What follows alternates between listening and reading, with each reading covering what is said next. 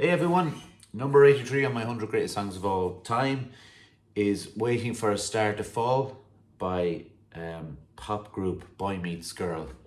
It's very important that I present the facts of these songs as I go through them.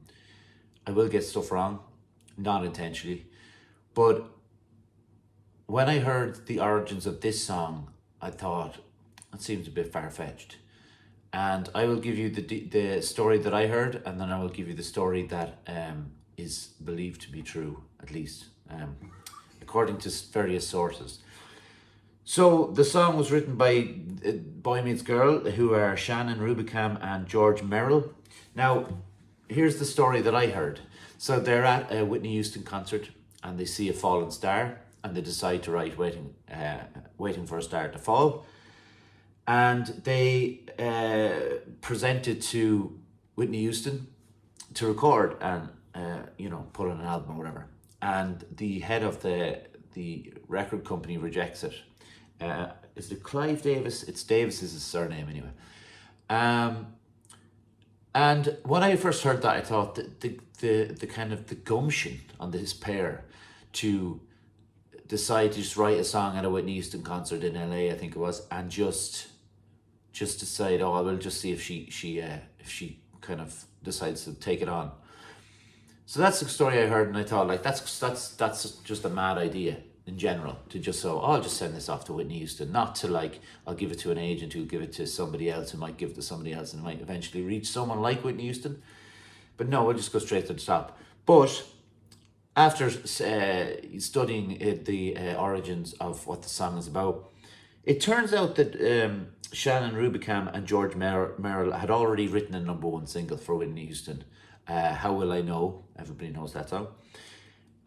So I immediately backtracked on all my ideas, and obviously they were at that concert, possibly backstage, possibly in the front row, whatever way it's set up, whether it was all standing or seating or whatever. So they were already special guests. So then it made a lot of sense.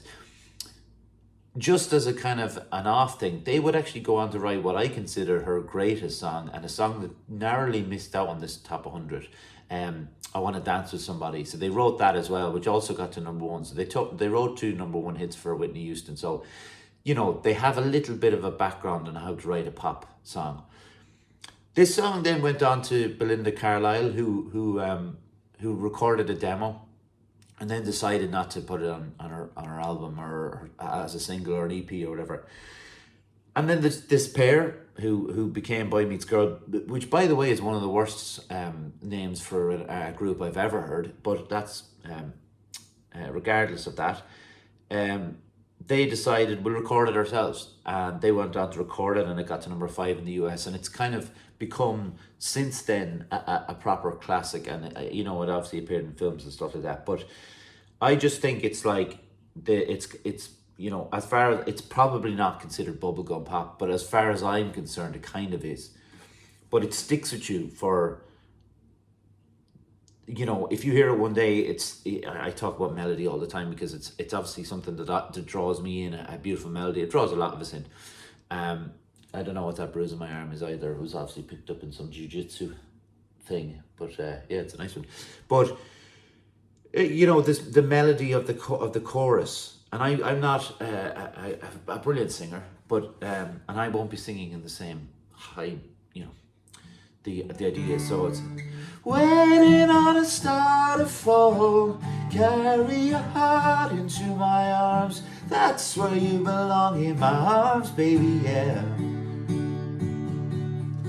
Waiting on a star to fall, carry your heart into my arms, that's where you belong, in my arms, baby, yeah. So that's right on the cusp of my limit, and you could hear my voice crack there. But that's just so like,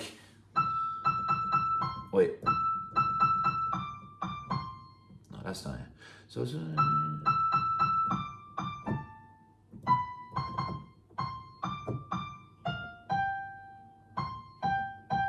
that was really bad, wasn't it?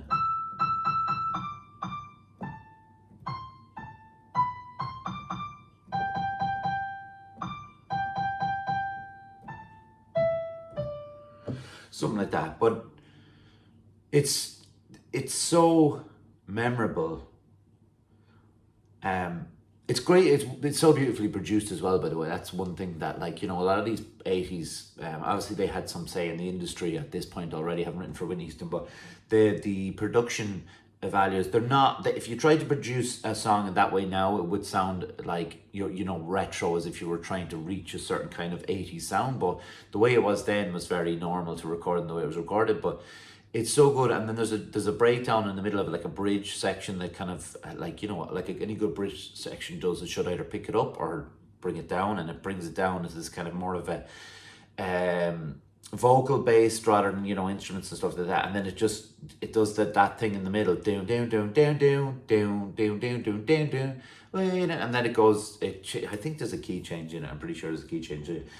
The one thing that I always have the one thing, and I say 15 things, but one thing I can talk about is a song has to be brilliant for me to forgive a saxophone solo in the middle.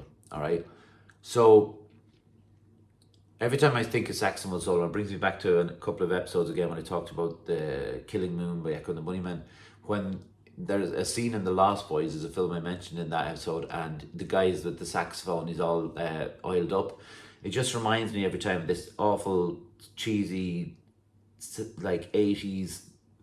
It was saxophone was very popular in the 80s. There must be a lot of kids playing at the time. A lot of saxophone sales in the 80s. And this saxophone solo in that, it does irritate me a little bit, but it's not enough to put me off how great the actual song is. I love how cheesy, and the video doesn't really matter really when I'm judging these, like, because it's on the songs, and some of these songs don't have videos.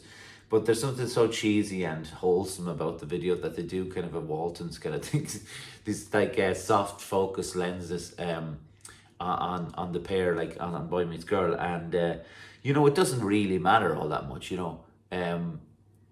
It doesn't take away from the song, and that's what I was saying about the saxophone solo. It doesn't take away from the song, and people might be surprised to see this in here, but I try not to, like I did when I was younger. I'd be embarrassed to kind of admit that I really like some of these songs, but, like, as I'm older now, I don't care what if people are, they said, I can't believe you're not, like I have street cred or anything, so it's not a problem for me that people laugh if they see that Waiting for a Star to Fall is on this list. But go on back, if you haven't heard it for a while, and it's possible you haven't, like, but go back and listen to it. Like, just sit down and don't be on your phone, and don't be, like, reading or whatever. Just sit there and listen to how great the song is, like, as a pop song. It's damn near perfect, saxophone and all.